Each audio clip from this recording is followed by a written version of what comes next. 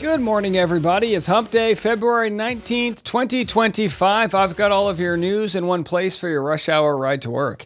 On today's episode, we'll be discussing Taylor Swift as Travis Kelce is an improved man, so says his older brother, Jason Kelce. I'll share that clip.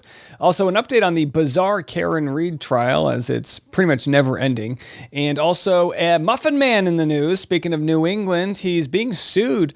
A bakery is being sued for their larger-than-life pastries. I'll have that story. And a new Baldoni source. Very fascinating stuff. A new Baldoni source from the set of It Ends With Us speaks on behalf of the truth revolving around Justin Baldoni, and it's good for the Baldoni camp. A nice character witness.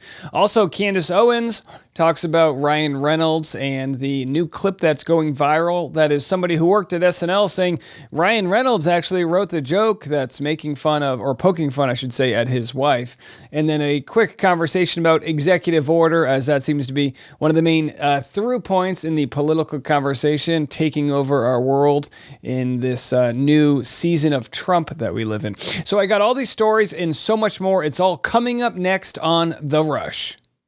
And by the way, for those wondering, the new amended complaint from Blake Lively has come out. I've got those documents. I'm going to be reading them. Chances are, if you're watching on YouTube, you might have already seen that video since we record the podcast first, but that is right up coming next if you haven't already watched it. All right, let's jump into it. We've got an update from a pilot weighing in on the Delta crash that left a plane upside down. Here's what they had to say. So what would cause a pilot, or what would cause that situation where you've got that really hard crash type landing? Why did it get to that point? Or what was happening possibly beforehand? Well, Amy, that's $1 million question. Sadly, 70 to 80% of civilian aviation mishaps are pilot error. In that cockpit, the pilot not flying, once they saw that rate of descent start really picking up, should have added go around power. They should have went to max power immediately to go around and try it again. And by the way, you know what I love about, I don't know if you guys have read any comment sections that are discussing this, but everyone immediately becomes an expert. Have you seen this? Every single person immediately, well, the crosswinds could have lowered. If you look at the tilt on the left wing, it's like, oh my gosh, we're all epidemiologists, we're all pilots, we're all virologists, whatever the rabies, the tuberculosis, bird flu. I'm here to tell you, I don't know much about flying, but I will tell you this, and boy, I'm going to have some pilots be very upset. I, like many delusional white men, believe if push came to shove, I could land a plane. I believe I could land a plane. Just give me a couple directions. I think I could figure it out. All right, no offense to pilots out there. I'm not saying I could land it great. I'm just saying in a situation where everyone else passes out, give me control. I'll give it a shot. All right, here it is. Let's get into this. We've got Jason Kelce speaking about how Taylor Swift has changed Travis. And this is, let me just tell you this right now. This is if you're in a happy relationship as a man, you need to pretend like life couldn't be. I don't know how I would exist without my wife. Whenever my wife will criticize me, oh my gosh, can you believe that? And I'll go, I can't. You know what? I don't even know what I did before you. The 30 plus years I was alive. I couldn't imagine that I could get through anything, but here we are. And Travis Kelce, of course, is nothing without the love and support he's received from his soon-to-be wife, possibly. I don't know. Are they going to hitch? Well, let's have a listen to what Jason had to say. I'm curious about your brother, because the last time I was at his house was 3 years ago. Yeah, after the Thursday game, After the Thursday night game. Yeah. You're going to ask about furniture, I think. I'm going to ask a little bit about furniture and maybe just how much he's grown up in the last 3 years, because it's been staggering, honestly. He legitimately had a basketball hoop in his living room. Dude. Travis has been... And a pool table. I don't think he had any couches. One of the things I love so much about Travis is that he never grew up. Like, he was like Peter Pan, like the Lost Boys. Is he growing up now, though? For sure. It's changing. And I think that sometimes, you get people in your life that maybe get that out of you, and that's a good thing. Right. You get Taylor Swift. Next thing you know, you're wearing sweaters. When you're a single guy, you wear basketball shorts and hoodies. Next thing you know, he's got buttons. No man... single out there has buttons. You get married next. I'll tell you what, my wife will come home with clothes from Costco. At first I protested. I was like, I'm not wearing that. And then I put it on and it felt kind of good. To be quite honest, I think I'm wearing Costco right now. I'm Kirkland style. Engine 4. They incentivize you to get changed. There's no That's question. Right. Okay, so Trav, he's growing up. he is growing up. He's still, though, got that youthful enthusiasm. I think he'll kind of always have that. It's just part of his personality. And I think it's one of the reasons like every teammate has ever loved playing with him. Anybody that's ever met Trav, you can't help but just love the guy. And he's a free spirit in the best possible way. Yes, he is. All right, there it is. Free spirit, but locked down by Tay-Tay. All right, here is a judge discussing grave concern over new information, suspends the hearing. This is the Karen Reed trial. Again, they already did the trial, but now they're redoing it. I don't know. Do you guys know about this? Either way, it's pretty wild. The Commonwealth just provided the court with information that causes me grave concern. The implications of that information may have profound effects on this defense and defense counsel. So for that reason, I'm going to suspend today so that when we meet again to address these issues, all affected will be appropriately prepared. Now, people might be wondering if this judge sounds really dramatic. That's just a New England accent. Everything sounds out of breath. I'm in grave despair. It's just there's a lot of guilt, Irish Catholic energy on this lady right here. So I'll see you a week from today at 11 o'clock in the morning. You can tell me now if that is impossible for you. She's so Bostonian. We'll meet here at 11 a.m. next week.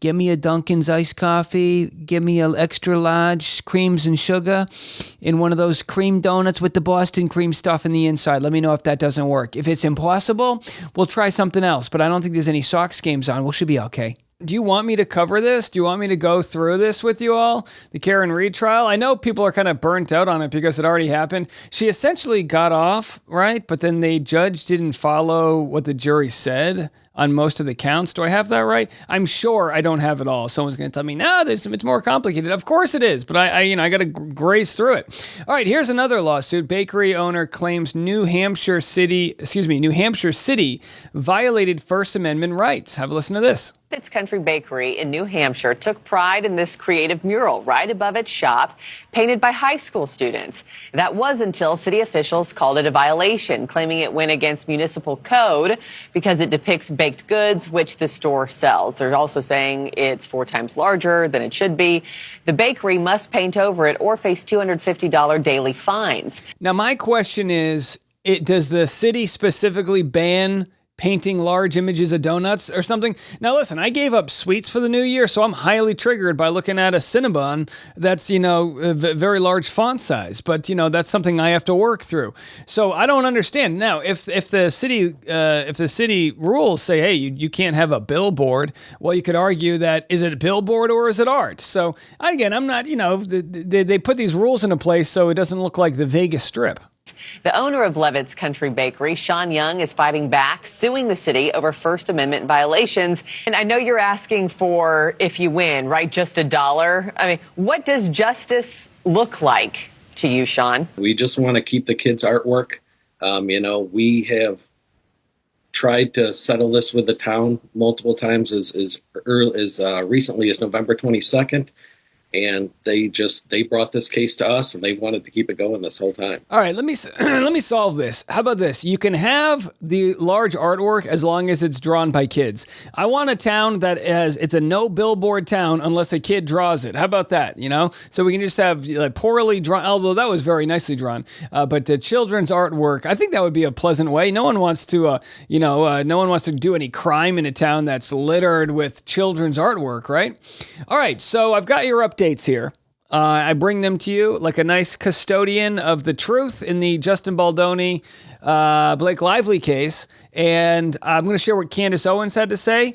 And then after that, I'm going to share this interesting article, which may have been leaked just in time to take over, maybe trump Blake Lively's amended complaint. But in this article by Daily Mail, we're going to talk about a source that says, I worked on the set. Justin's a good guy. So these two stories are coming up next. All right, so here it is. Candace Owens does not hold back. I mean, she calls Ryan Reynolds every name under the book. Have a listen to this. I had said that looking at the SNL situation, it was my professional opinion that what we were watching was something that was concocted entirely by Ryan Reynolds, because I just see his entire personality type. Now that I realize he's a narcissist, narcissists always believe they can act their way out of everything, right? And his teacher, from when he was 12, emailed me and said that he would basically act to get back into classes when he got, kicked out of the class. And then he would look at the teacher and be like, I was just acting after fake crying. Wait, hold on. You've got his teacher from when he was 12 emailing you? I mean, is there nothing off limits these days? I got to call all my teachers from my childhood. And so I really sort of understood when I looked at the SNL situation that Ryan was the driver on the bus. Well, get this. So there's this showrunner who appeared on some Australian radio show, literally the person who holds up the cue cards, and was discussing SNL just at large, like working on the show for so long, things that he's seen. And at the very end of the radio interview, they ask him, by the way, how did that Ryan Reynolds line come up? Like, did you guys prepare that? And listen to what this guy says about how that line came together. It was just crazy. It was a big show. Now, Ryan Reynolds and Blake Lively have been in the news a lot, and Ryan Reynolds, we want to know, was that an improv or was it scripted, his little piece he did? That was actually, he had a different line in rehearsal, and he pitched that to replace it. So that was his idea to do it. We wouldn't want to do anything too controversial unless they were in on it. So yeah, that was his line. That was his idea to do. Oh, well, look, thank you so much. To be clear, I'm not even judging him at this point. I'm kind of judging us for not realizing that he's like a grade A psychopath, and this has gone on for this long, because it's just getting weird now. Now, look, I mean, I wouldn't say he's a psychopath because of the SNL part. You could use other evidence here, but he thought he could make a joke that would sort of, I don't know, cut the tension in the room. The question people have asked, including Brian Friedman, power attorney, is who would make a joke about their wife who claims she was sexually harassed? Like, who would actually do that? Well, again, it just goes to show that that clearly whatever her claims are, they're not severe enough that they're not going to talk about them and be the butt of a joke. I don't know. It's interesting stuff. All right, let's dive into this. Here's an article that just came out. I was on the set of It Ends With Us. Justin Baldoni was always so sensitive in sex scenes with Blake Lively, and obvious lies have been spread about him. All right, let's just read this article and break it down. I mean, can you imagine the ads and pop-ups on this website, Daily Mail? Unbelievable. Capitalism in full effect. Justin Baldoni is the victim of obvious lies spread about him by Blake Lively and Ryan Reynolds. An insider on the set of It Ends With Us claimed to Mail Online today. The Hollywood source who worked closely with the warring pair while making the $350 million movie claims to have text messages that prove the director was caring, sensitive, and thoughtful towards his co-star, especially in romantic scenes. Well, so just reading this so far, clearly they haven't vetted them. They're just saying this person claims to have them. It came after Ryan and Blake were accused of gaslighting for joking about their bitter row with Justin during Sunday's SNL 50th anniversary special. Mail Online's source was involved in the making of It Ends With Us and is the first person who was on set to speak out after Miss Lively's claims that she was left suffering grief, fear, trauma, and extreme anxiety because of Mr. Baldoni's behavior. I got so angry hearing those obvious lies that I felt compelled to speak my truth.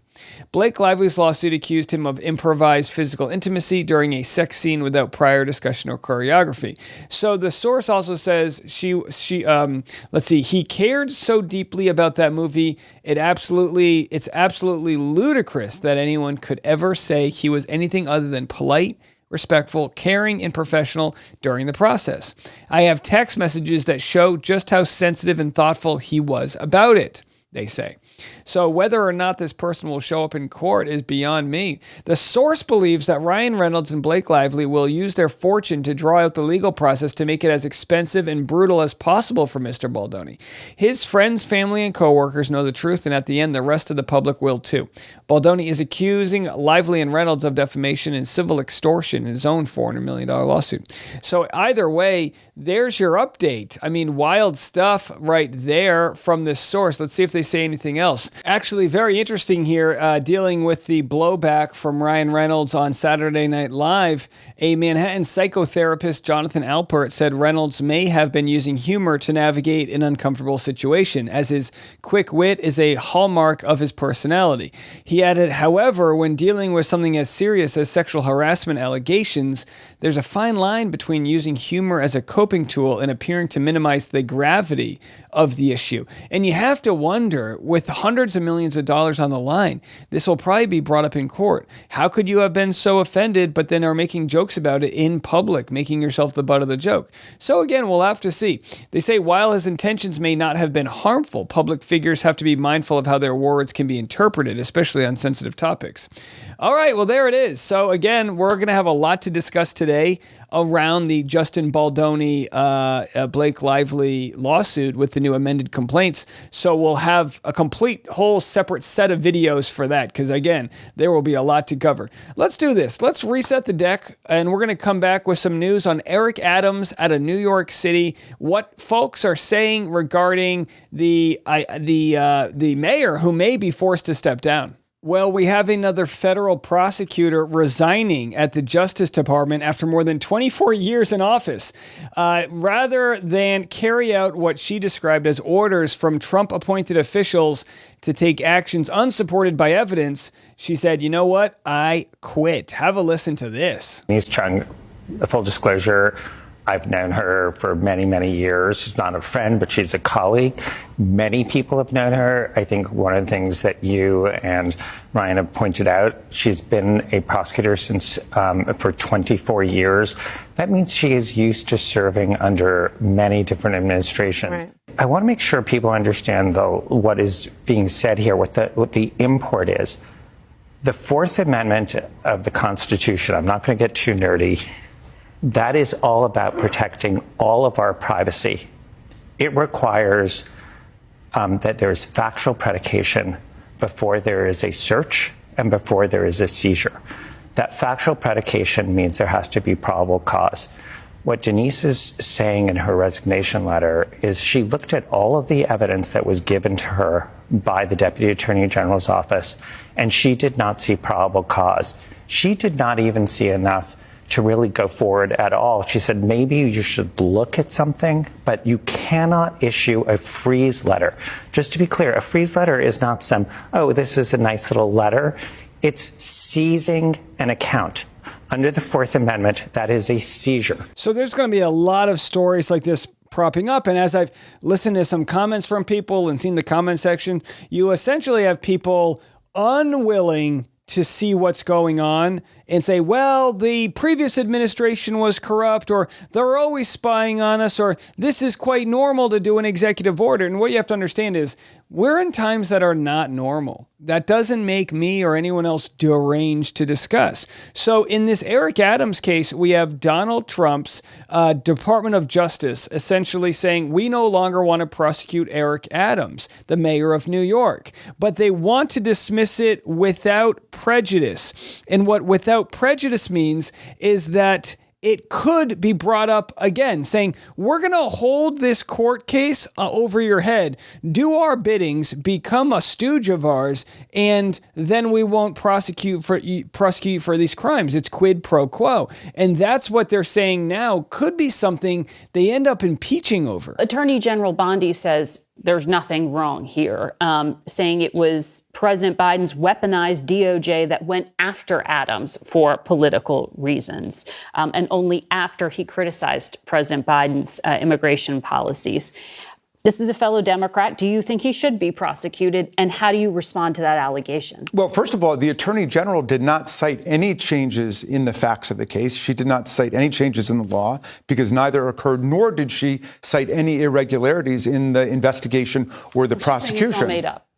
Well, then she's mimicking her boss then, who just lies as a matter of course. So, yeah, I mean, it's one thing to say, well, we're going to dismiss the charges because it turns out we found some new information. They're saying none of the there's no new information. We just don't want him in jail because we want to use him to fulfill our agenda, which would be politicizing your job. And you just can't do that out there. And you need to call it out when it happens. And we're watching this happen right in front of our eyes. One would expect more from the Attorney General of the United States. And, this whole corruption attack, that is an attack on the Department of Justice for engaging in corruption prosecutions, could be impeachable in a different political environment. But the fact that Mayor Adams is a Democrat is neither here nor there for me. I'm against corruption across the board. It seems like Donald Trump wants to attract all of the corrupt politicians in America to his side. There's a lot of merit to what's being said here, because you might say, oh, you got Trump derangement syndrome. Well, this is Democrats wanting to go after a corrupt Democrat. So it's not like, oh, it's politicized, one side's attacking the other. The issue here, I hope you guys can understand, is that Trump is able to say, we'll keep you out of jail. And what's he going to want in return? And of course, we said before, Eric Adams, already a proven corrupt leader, has taken these private meetings, and he's going to be on his best behavior. We didn't vote. We didn't vote for that. Well, here's a interesting speech from Manitoba. We love our Canadians out there. A Manitoba premier says President Trump is changing the world. Have a listen to this. President Trump has changed the world, and we all have to respond. And this is one of the ways that we're responding. We've always had a strong and secure border, and now we're showing it in a much more visible fashion. But the way we will respond to a President Trump is always in keeping with Manitoba values. And while our values as Manitobans are to ensure that we have a strong and secure border, our values as Manitoba people also say that we have to have a humanitarian heart. And the reality along this part of the border is that we've seen, I guess, more of the issues of people threatening life and limb to cross in a cold Manitoba winter. And while there might be a lot of talk on other borders about other priorities for here, the realistic thing that we have to prepare for is to deal with people who are not prepared for a Manitoba blizzard or a Manitoba winter. And I guess this is what kills me, because on our southern border, what do we have? We have like a floating barbed wire that separates on the Rio Grande River, right? Rio Grande River. And it's just sad that we're taking the humanity out of the conversation. Life is not just about how much can we juice up the economics, the S&P 500. Sure, it's a good indicator of monetary success for some people in our country, but the idea of like people living in fear, that collective energy, it's just we're just in such a dark place right now. And people might disagree with me. No, we need to get him out of here. To which I just say, good God, have we lost our humanity? And I think conversations like this, rather than keep somebody out, offer them your jacket, right? Offer to help somebody. And people say, Dave, what are you doing to help? Like, I get it. It's complicated. But I think we just need to decide what sort of world we want to live in. And I think there's a better way to do what's going on right now. And, look, I'll have people that complain and say, Dave, I didn't tune into your show for politics, this and that. But good God, what's more important than humanity, helping humanity? Right? What's more important than this conversation we're having? I really don't think there's much. It's a dire time out there. And I'm not just saying this to instill fear in people. I'm not trying to sell anybody on fear whatsoever. We just need to understand what we're working against. Here we have a conversation happening on 60 Minutes. Interesting stuff. I am a conservative Republican and a strict constructionist. The reason they're not saying anything, I think they're afraid. Musk has said that he would spend $100 million in primaries on anybody who opposed the president on anything. So I think there's a lot of fear in the city right now. A lot of spineless people in office unable to say their truth because they're afraid to lose their jobs, which is, sad, but that's what's going on. And here we have, Republican scholars. I could show you these left and right. There's so many saying, oh, what's going on is wrong. None of this is going to hold up in courts, but is he going to listen to the courts? How do you view this moment in history? I don't want to be too pessimistic, but it does appear we may be headed towards some sort of a constitutional crisis. I hope that doesn't happen. I pray it doesn't happen, but it's certainly concerning to me what's going on in the city right now. Is the constitutional order breaking down? We'll see if they refuse to enforce a court order by the Supreme Court. If it gets to the Supreme Court, and the Supreme Court rules against the administration on something and they refuse to enforce it, then we will have a constitutional crisis. And it'll be interesting because the Supreme Court is heavily in Trump's favor, so we'll have to see when it gets to that level. And you can't battle the people that are going to say you got derangement or you're this, you're biased, you're that. You can't battle that. But what I can do is I can continue to show really smart people, Republicans, Democrats, people that have been in office for 24 years, that have served under handfuls of presidencies. Those whistleblowers are all saying we got a constitutional crisis happening. So if not me, listen to them. Right? And we'll be here to continue to have the conversation. It's going to get interesting, to say the least. And, for those that don't enjoy the political stuff, I mean, how frustrating is it? Someone's like, dude, Dave, I don't like all the political stuff that Dave does. And, they said that on Monday. On Monday, I made 5 fucking videos.